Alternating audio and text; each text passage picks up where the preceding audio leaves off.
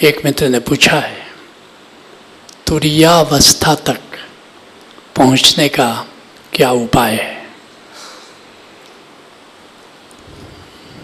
3 अवस्थाओं से तुम परिचित हो, जागृत, सुषुप्ति, स्वप्न। जागृत अवस्था, जैसे अब तुम सब बैठे हो, जागे हुए हो, ये तुम्हारी जागृत अवस्था है। कैसे? यहाँ होश है, तुम सबको अपना होश है, तुम हो। दूसरा, कुछ न कुछ विचार चल रहा है सबके मन में। तुम मुझे सुन रहे हो, लेकिन केवल सुन नहीं रहे हो, बहुत सारे लोग हैं कुछ न कुछ सोच भी रहे हैं। जागृत अवस्था में विचार होता है। और तीसरा, समय का ज्ञान है, कितना समय बीत गया, कितना समय बाकी है। अर्थात होश प्लस विचार प्लस समय बोध, ये जागृत अवस्था है। तुम सब इसे जानते हो।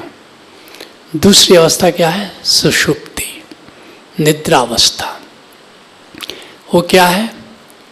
बेहोश हो, कोई होश नहीं है और वहाँ कोई विचार नहीं चल रहा है, वहाँ कोई समय का ज्ञान नहीं है। यह नींद है। तुम सब इसका अनुभव करते हो।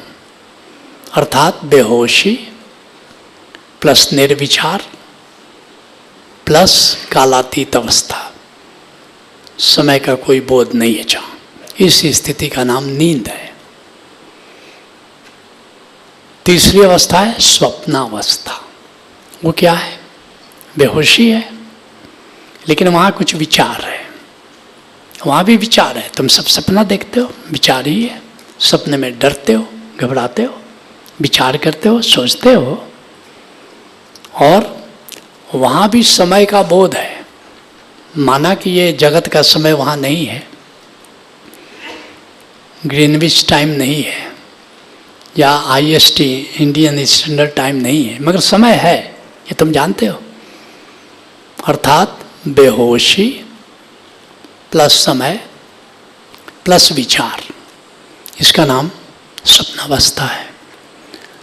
इन 3 से तुम परिचित हो। अभी एक चौथी अवस्था है, उसका नाम है तुरीयावस्था। तुरीय का अर्थ ही है चौथी अवस्था। वो क्या है? होश है, लेकिन विचार नहीं है, समय का बोध नहीं है। उस अवस्था का नाम है तुरीयावस्था। जैसे तुम ध्यान में हो, तुम समाधि में हो, गहरे सुमिरन में हो, लेकिन मुख्य रूप से समाधि। ध्यान आरंभ है, सुमिरन आरंभ है, लेकिन समाधि। पतंजलि कहते हैं समाधि नींद जैसी है, लेकिन फर्क है। क्या फर्क है? नींद में विचार नहीं होता, समाधि में भी विचार नहीं होता। नींद में समय नहीं होता, समाधि में भी समय नहीं होता। लेकिन एक फर्क है। क्या? नींद में बेहोशी रहती है, लेकिन समाधि में होश रहता है। होशो कहते हैं होश मात्र, केवल होश और कुछ भी नहीं। ध्यान और समाधि में ये अंतर है। ध्यान में होश रहता है, साथ साथ ये भी पता होता है कि होश किसके प्रति है? निराकार के प्रति है। सुमिरन में भी होश रहता है, लेकिन प्रति भी पता है किसके प्रति है? ओंकार के प्रति, नाद के प्रति, नूर के प्रति। लेकिन समाधि में ये प्रतीक हो जाती है। केवल होश, होश मात्र, जस्ट अवेयरनेस। अर्थात होश प्लस निर्विचार प्लस कालातीत अवस्था, इसका नाम है समाधि। और असली तुरीयावस्था यही है।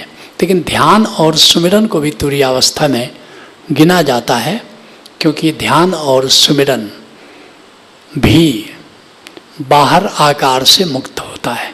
वो जागृत, स्वप्न और नींद, इन तीनों से मुक्त है ध्यान और सुमिरन।